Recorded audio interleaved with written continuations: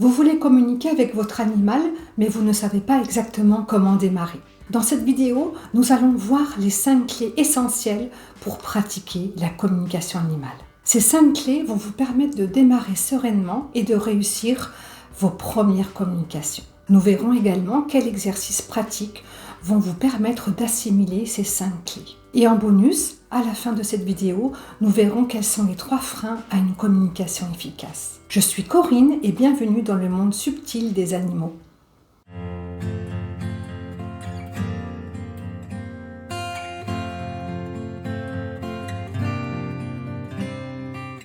Bonjour à vous tous, j'espère que vous débutez bien cette année et que vous profitez de l'hiver avec vos petits compagnons, que ce soit en intérieur ou bien à l'extérieur.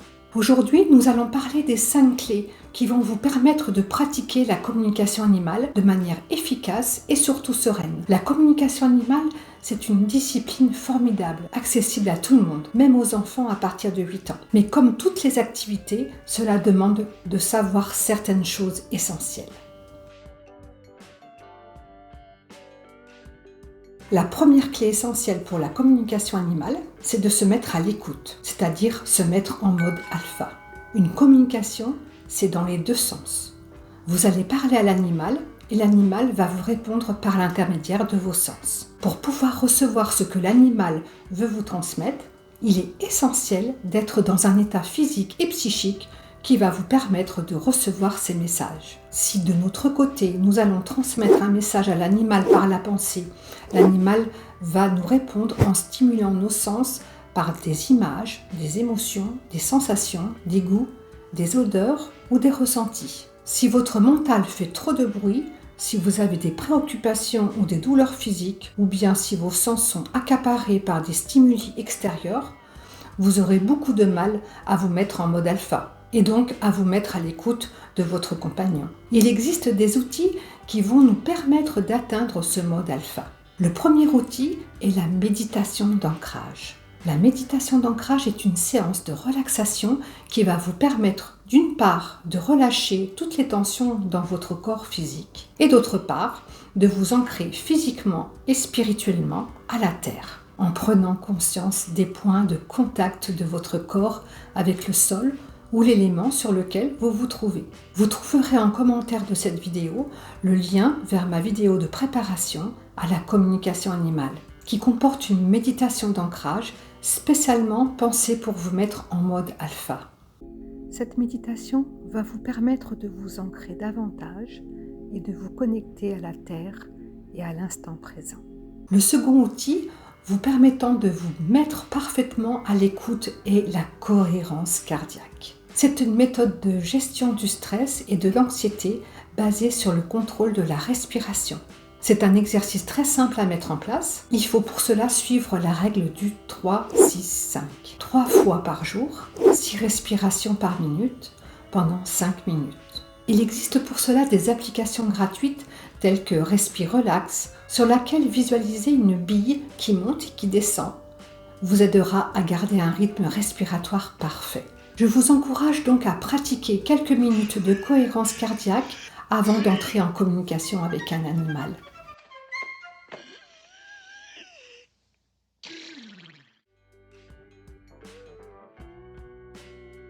La deuxième clé qui va vous permettre de réussir vos communications animales va être la reconnexion à vos sens. Comme nous l'avons vu précédemment, les animaux vont nous faire parvenir des messages en stimulant nos 5 sens. D'abord, à travers la vue.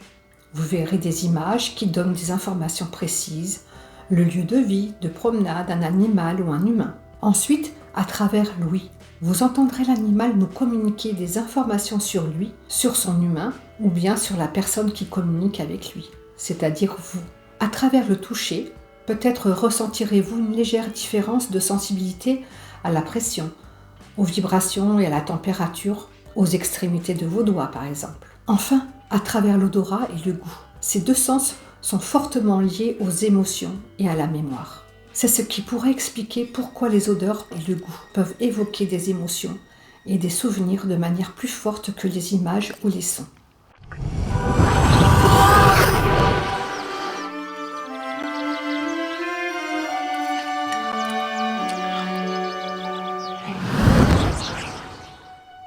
travers l'odorat, un cheval pourra par exemple nous communiquer le fait que son paddock est sale. La reconnexion à vos 5 sens peut se faire grâce à une séance de méditation. Je vous invite donc à nouveau à aller visionner ma vidéo de préparation à la communication animale, dont le lien est en description de cette vidéo.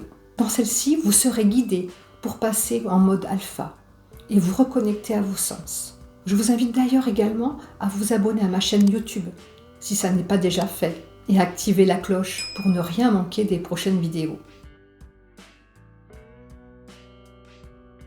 La troisième clé d'une communication animale réussie est de prendre conscience de son 6e sens, c'est-à-dire l'intuition. C'est une capacité de perception extrasensorielle que vous possédez. Nous avons la possibilité, lors d'une communication animale, de capter la réalité autrement que par les 5 sens physiques. Cela vous est-il déjà arrivé à ressentir à distance ce que l'un de vos proches est en train de vivre?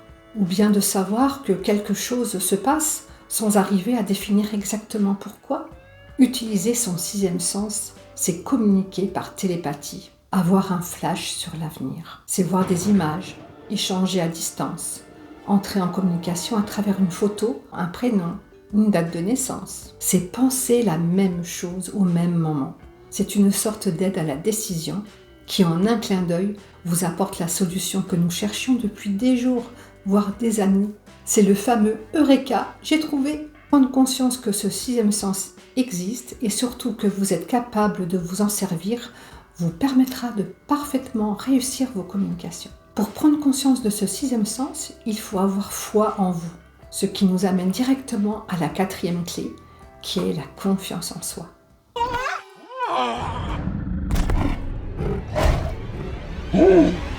La confiance en vous est sans doute la plus importante de ces 5 clés qui vous amènent vers un échange réussi avec votre compagnon. Il est normal de manquer de confiance lorsqu'on commence à pratiquer. Des tas de questions vous viennent à l'esprit. Est-ce que je vais y arriver? Est-ce que mon animal a envie de communiquer avec moi? Comment être sûr que je le fais correctement? Toutes ces fausses croyances provenant de votre mental vont embrumer votre esprit et vous éloigner du vrai, de l'instant présent. Je vais maintenant vous demander de m'écouter attentivement. Vous avez tout ce qu'il faut en vous pour réussir une communication animale. Je vais vous le répéter. Vous avez tout ce qu'il faut en vous pour réussir une communication animale. Il n'y a aucune raison que vous n'ayez pas confiance en vous pour que vous ne puissiez pas communiquer avec votre compagnon. Une méditation axée sur la confiance en soi peut vous aider à vous préparer. Cette méditation guidée vous aidera à acquérir la confiance en vous nécessaire au bon déroulement d'une communication animale.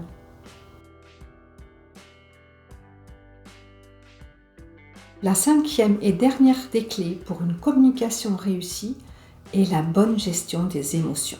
Lors d'une communication, nous recevons beaucoup d'émotions de la part de l'animal et aussi de la part de son humain. Les 6 émotions fondamentales sont la joie, la colère, la peur, la tristesse, la surprise et le dégoût. Celles-ci peuvent nous bouleverser, nous faire pleurer, d'où l'utilité d'apprendre à se préserver. Lorsque nous nous connectons à un animal triste, notre cœur se serre. S'il est anxieux, notre ventre se crispe.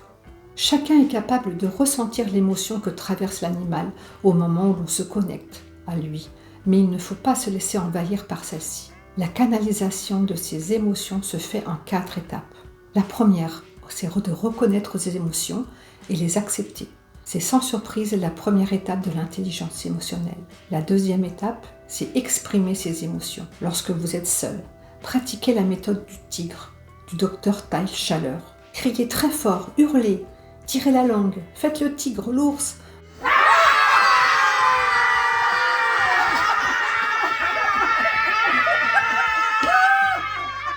Cela vous permet de décharger vos émotions sans violence envers les autres. La troisième étape, ne pas dramatiser. Si une émotion commence à monter, prenez le recul nécessaire et prenez-la uniquement pour ce qu'elle est, c'est-à-dire une simple émotion. La quatrième étape, c'est méditer et respirer. Les émotions exercent une forte influence sur le corps et relaxer son corps permet donc une bien meilleure gestion des émotions. Vous possédez maintenant les 5 clés essentielles pour réussir vos communications.